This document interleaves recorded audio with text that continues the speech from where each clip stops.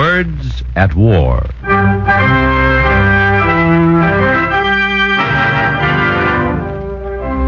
We dig and hack and trench and grade, each man according to his trade. We say, can do. Through broiling day and chilling night, we toil and sweat and work and fight for yank and gob. From northern lights to desert sun, in all engagements called upon to do the job. The war is born, the days are long. But brother, do not get us wrong. We are the crew with pride enough by foreign seas and plenty tough, though just CBs who say, can do.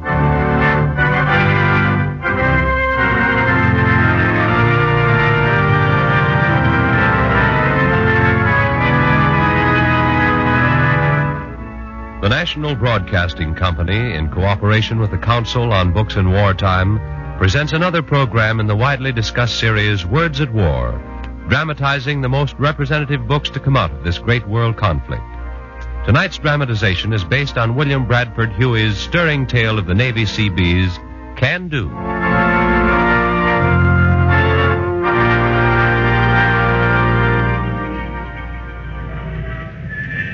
I'm standing on 34th and 6th in New York.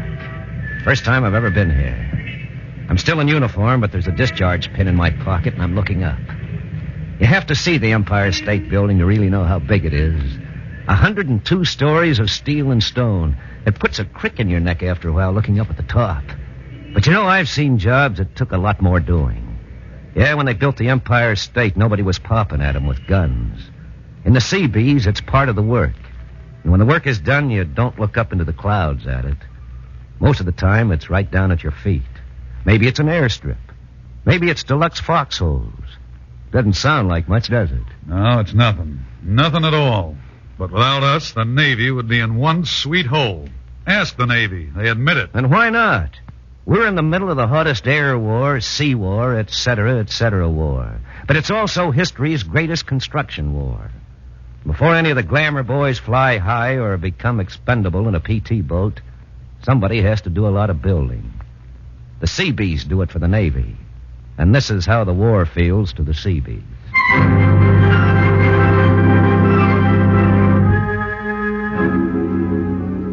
At first, there were no Seabees, no construction battalions, no Seabees on December 7th. But there were thousands of darn good civilians working for the Navy. Guys like Dan Teeters and his crew on Wake Island. They found out why civilians were ducks out of water when the chips were down.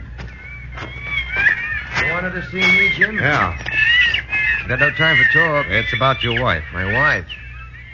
Someone shooting his mouth off? Now, easy, Dan. You have a very charming wife. So what? As the only woman on Wake, well, she's become a sort of barometer. You know what I mean? Look, I'm a busy man. I'm coming to the point. Your crew's been doing a lot of talking about mysterious planes, haven't they? Mysterious, my eye. They're Japs, and you know it. Maybe they are, but we have no proof. Okay, but how about the ships we keep seeing? Never answer identification requests, do they? Do you wonder why my men are worried? If you were in my place, Dan, what would you do? Break out the rifles, one to every man. Assign a couple of instructors. Impossible. If something did happen, you could be executed under the rules of war. Rules of war. Now look, Dan. Just as long as your wife stays on the island, the men figure nothing is going to happen. Do you agree? Yeah, but what... I want you to ask your wife to take a walk every day. A walk?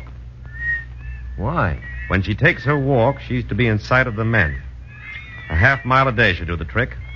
It would cover most of the construction area. So what about it? Okay. My wife's walking will keep trouble away, then she walks. She could use a little exercise anyway. Been putting on some weight lately.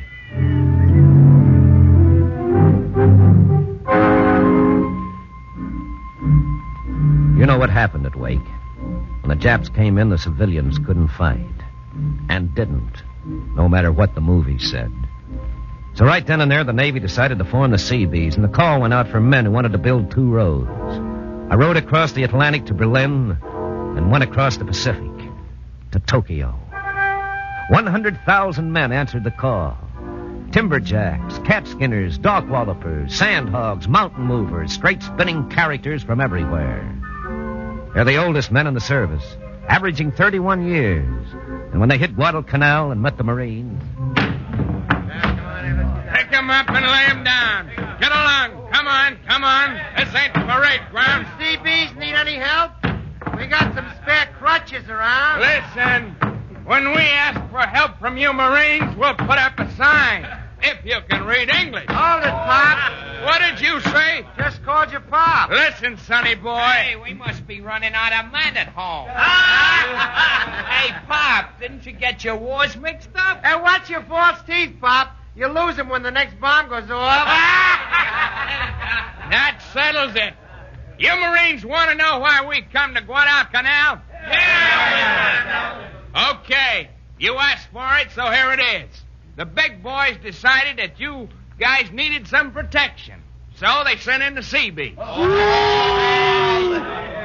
we want you to listen to a little song we know you fellers are going to take to in a big way. Hey, Jackson. Here I am. Your tonsils okay? Yeah, sure, Chief. You men ready? Sure, we're ready.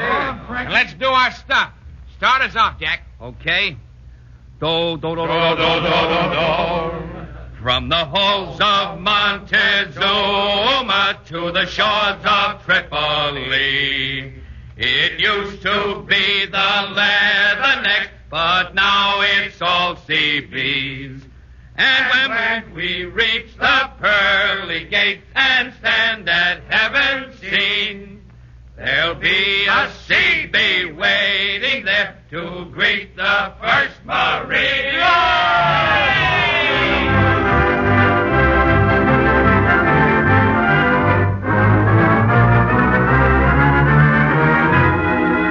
And while we argued with the Marines about who would win the war first, we began to work on the airfield. Work and fight. It was a steady diet. The Jap planes provided the spice. And you got all the figures, boys? Yes, sir. We lost 7 fighters yesterday. Did you see it, sir? Yes, of course. Their bombers come over. While our fighters get after them, 1 or 2 bomb the strip. Mm-hmm. And our boys use up their fuel supply and crack up when they come in for a landing. Because we can't fill the holes fast enough. Well, we're changing that right now. What kind of bombs are they using? I have that. 500-pounders. How much of a hole does a 500-pounder tear in the steel mat? Just about 1,600 square feet. Uh-huh. That's the only type of bomb they use? So far.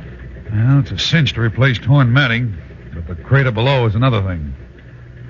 Tell me, how many loads of a 2.5-ton truck will fill the hole? It takes 4. 4. Well, then we'll get units of 4 trucks, fill them with gravel, and place them under cover near the strip. Every man will dig his foxhole along the landing area. If the nips come down to strafe, there'll be a hole not far away. Sounds good. Sure does. Well, in my book, we should be able to fill a crater in 40 minutes. Our planes can stay up for more than an hour. The raid never lasts that long. So that gives us plenty of time. 40 minutes. 40 minutes or less. It was less. I asked Lieutenant Al Pratt what it was like when the Nips replaced their planes with artillery from the hills. Shell craters are more dangerous to work on than bomb craters. You have a feeling that no 2 bombs ever hit in the same place, but not shells. A good old Jap trick was to give us just enough time to start repairing a hole and then fire a second shell. All you can do is hope you can scramble away before it goes bing. It's a gamble. But I understand that this kind of gambling doesn't go over big with the insurance companies. The work on the canal went on. Good men died, but the strips were built. More than 500,000 feet of signal wire laid and operated. Roads, bridges, submarine cable, warehouses. Everything needed to turn the canal into a real base. And the Marines? Well, they put up a sign that shows what they really think.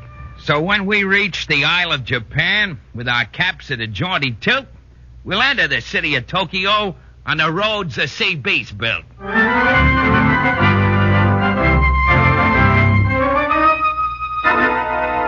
11 months later, we were reaching up the slot of the Solomons for the big Jap air base at Munda, on New Georgia Island. We hit Rendova within shelling range of Munda. It rained. It rained for 8 days and nights. It seemed like the Pacific Ocean was over our heads being let out through a million sprinklers. We didn't look like men. We looked like slimy frogs. When the mud came up to our knees, we got rid of our clothes. Clothes ain't no good in mud. I tried to dig a foxhole at night. As fast as I moved the mud, the water came in. Boy, I never want to take a bath again. When this is all over, and it's bound to be someday, I'm going to build my house in the desert.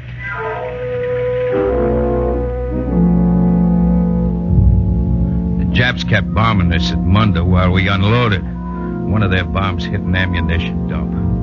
Before everything went sky high, I remember seeing a guy nearby who was trying to light a cigarette. I remember laughing at him. After the ground stopped shaking like jelly, I looked around for him, and I didn't laugh anymore. About 10 feet away, there were two hands laying close together. That's all that was left. Just two hands. And the left one held a burning cigarette. And that's how the Seabees helped take Munda.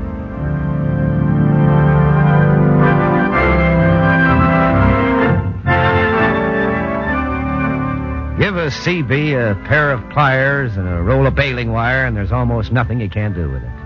In August 1942, 40 Seabees came to Kissy Flats, West Africa. They called themselves the Dirty 40, and they were the first Seabees to serve on the other side of the Atlantic.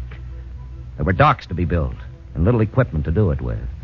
The British were skeptical. I say there, Lieutenant. Oh, hello there. You really aren't serious about working today? Well, why not? It's not raining.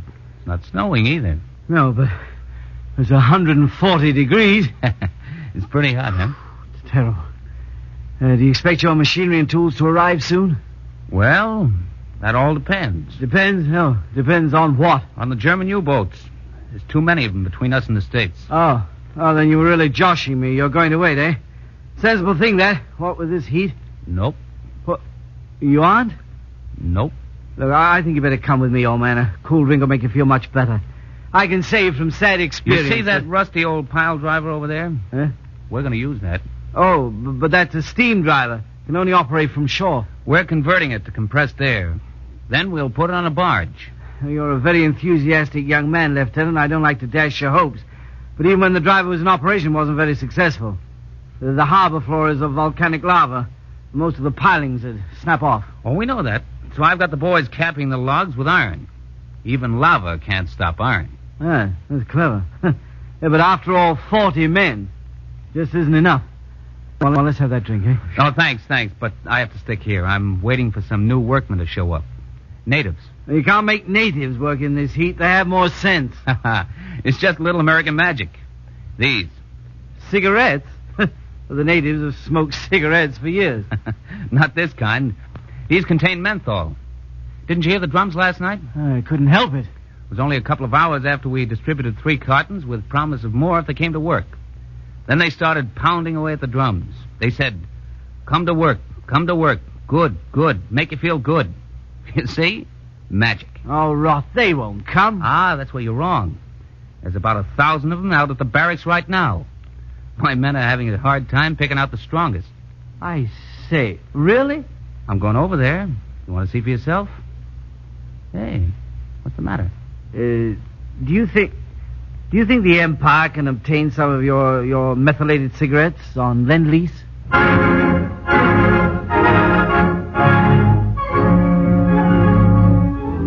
Before we leave the Dirty 40 at Kissy Flats, I think you'd like to know that Seabees are shrewd Yankee businessmen. They don't fall easily for a so-called bargain. Last week, an old chief tried to rope me into buying his daughter for $8. But she wasn't my type. So then he says he'll sell me his son's wife cheap. I nixed that one, too. And then I'll be hanged if the old coot don't up and offer to sell me his own wife. If those gals were smart, they'd get together and have some ceiling prices set up. They're getting rooked now, no kidding.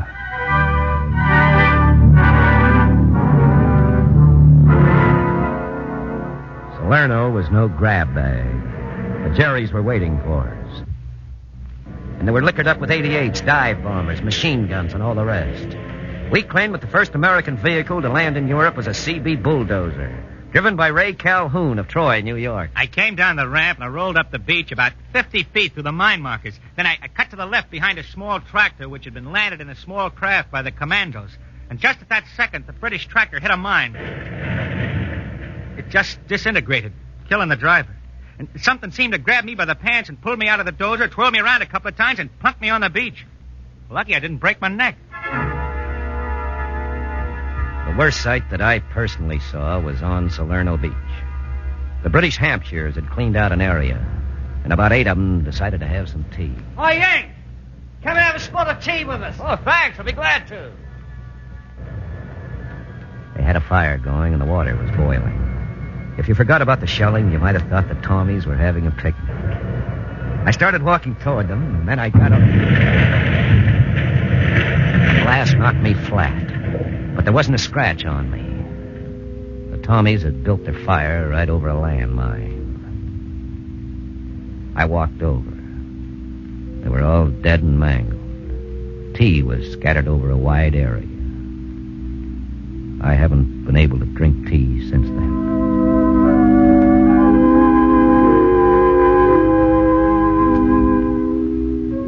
Jim Achterhoff was a big farm boy from Iowa. And Jim died at Salerno. A burial detail found him, and we looked at him. Bob Russell was there. A Boston blue blood, about 50 years old. Finished in the same class as Senator Ed Saltonstall of Massachusetts. There's life for you. A fine young kid like that gets knocked off in the run-in. Why blame yourself? I'm not. And so did the Germans. The Germans can bomb me, torpedo me, shell me, and grenade me in 2 wars. A worthless old codger like me, and they can't kill me for nothing. And a good kid like this... justice.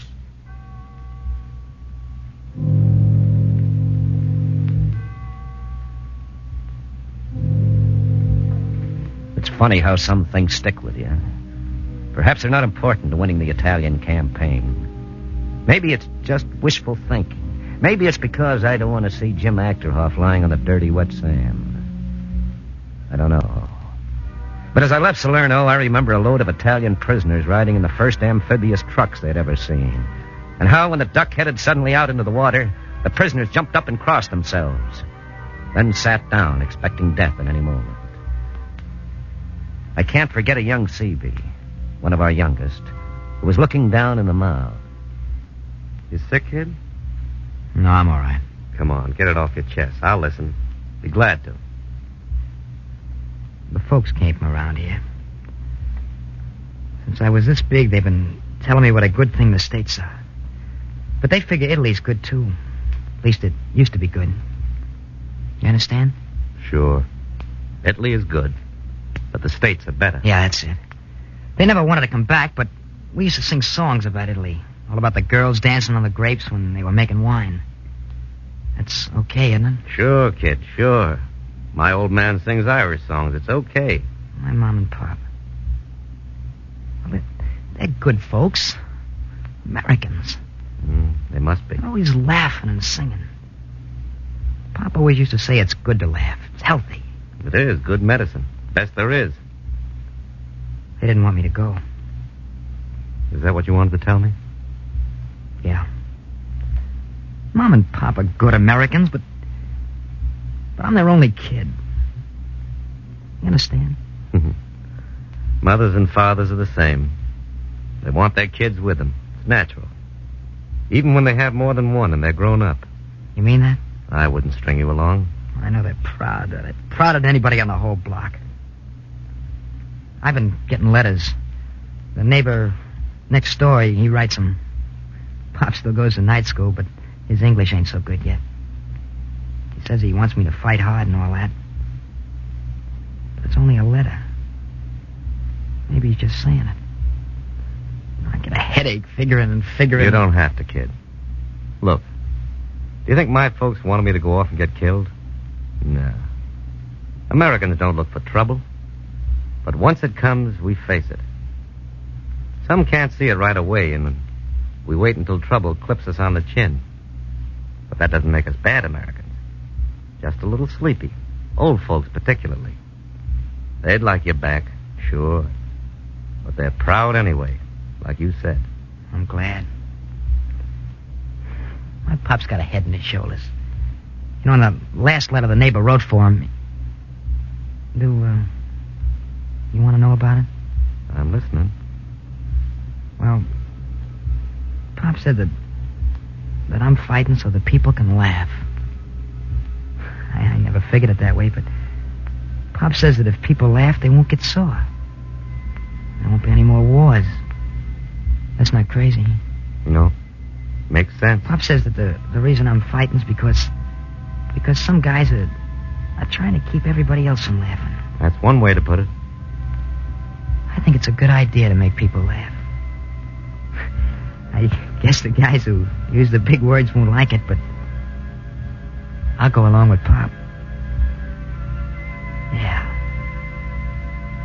I'm going to kill Jerry so that people can laugh. I like it. I like it, too.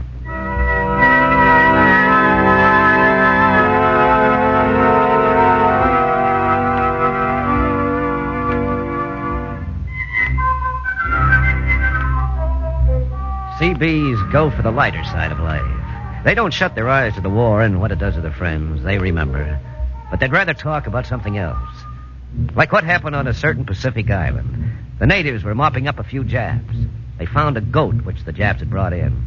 It was a strange animal to them. They went to their chief to find out whether they ought to kill the goat. What manner of beast is it? Very strange, Majesty.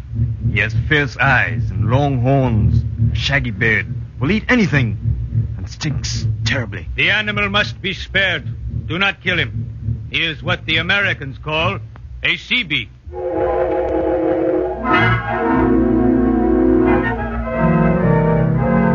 My last stop before the States and a discharge was with the CBs on Attu. And that's where I heard the story of Ito.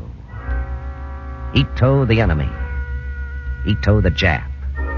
He and another Jap had tried to commit suicide with grenades held to the stomach. Ito's was a dud, but his pal's wasn't, and the blast shattered Ito's leg. He lay there in the Attu tundra until a couple of CBs came along. Boy, he's a lousy mess. The one over here is finished. I think this guy's still alive. Then we'd better take that grenade out of his hand. Yeah.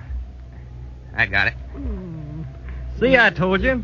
Oh, what'll we do with him? Knock him off. No, let's take him back. Not me. I'm not going near that leg. That's gas gangrene. Oh, the CO will be glad to get a prisoner. So what? This guy won't last out the day. We might come around for a few hours.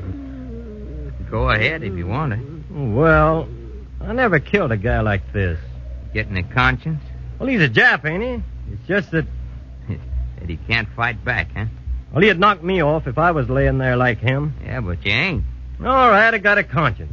Let's take him back. But I don't want to touch his leg. Well, don't worry. We'll put him on these boards. You don't have to touch him. But unless you got a cold, you're sure going to smell him. They brought the shattered piece of Nippon back to the LST. Doc Stimson looked at him. Kovitz and McCroskey, pharmacist mates, looked at him. The anti-aircraft gunners looked at him. Then Doc Stimson left to get the operating room ready. In the meantime, Ito had come around and fearfully answered the questions of the intelligence officer. Oh, what is your name? Ito. What is your rank? I'm a private in the Empress forces. Have you ever seen Americans before? No, but have heard of them. What have you heard? Americans torture and kill our prisoners. Who told you that? My officer. Do you believe it? Yes. Then why do you think you are here? Our men could have killed you when they found you. I was brought here for torture in machine. What machine? Machine that will cut off my ears, pull out my teeth, and then cut me into million pieces. That is why you tried to kill yourself? Yes, but God's held me in this favor. I see. Would you believe that we are trying to save your life? No. Americans torture and kill all prisoners. Anything of interest? Oh, no, not much, Doc. His name is Ito, and he's convinced that we're going to murder him. Yeah. It will be murder if he lies here much longer. I'm for throwing him over the side. Yeah, I'm suffocating. I didn't join up to save no Japs. Cut it out. Get back to your posts. Yeah, help me with him, will you?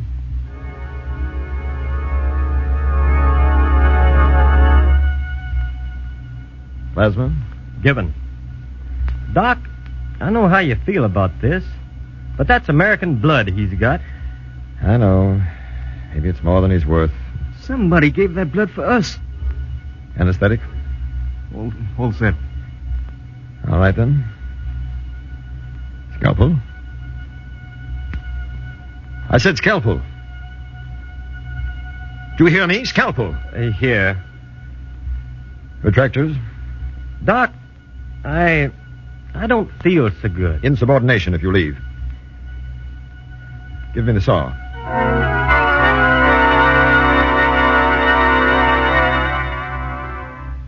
Well, it's finished. You can remove the straps now.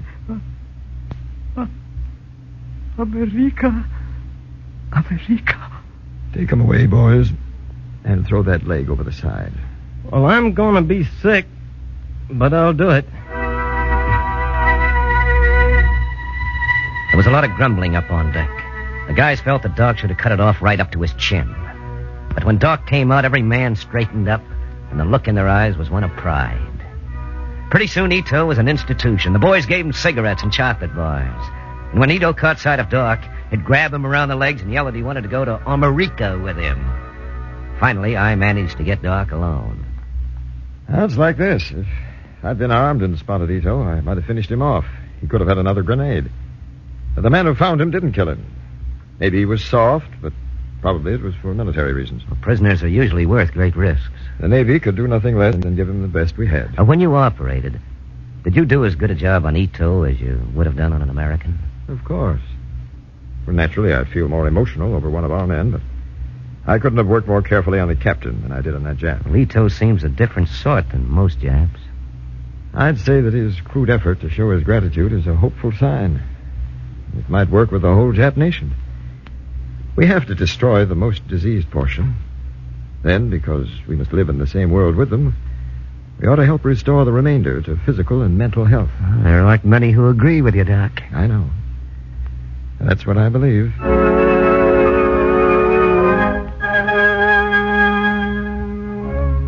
I'm back in the States now, and a discharge pin in my pocket is hard to swallow. But the boys are carrying on as always, and that makes me feel swell. The Seabees have only one request to make. When they land in Tokyo, they want to roll down the ramp of the first landing boat. They want to drive through the rubble of Japan's Fifth Avenue.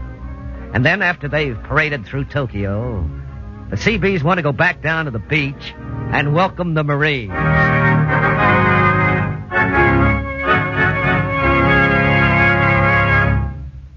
Tonight on Words at War, we've brought you a dramatization of William Bradford Huey's stirring tale of the Navy Seabees, Can Do.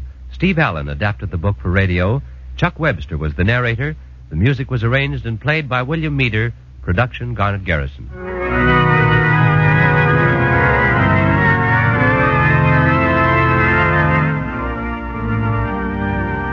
Next week, Words at War will present the radio dramatization of the recent novel of Italy, Tomorrow We'll Sing by Elliot Arnold. This series of programs is brought to you in cooperation with the Council on Books in Wartime by the National Broadcasting Company and the independent radio stations associated with the NBC network.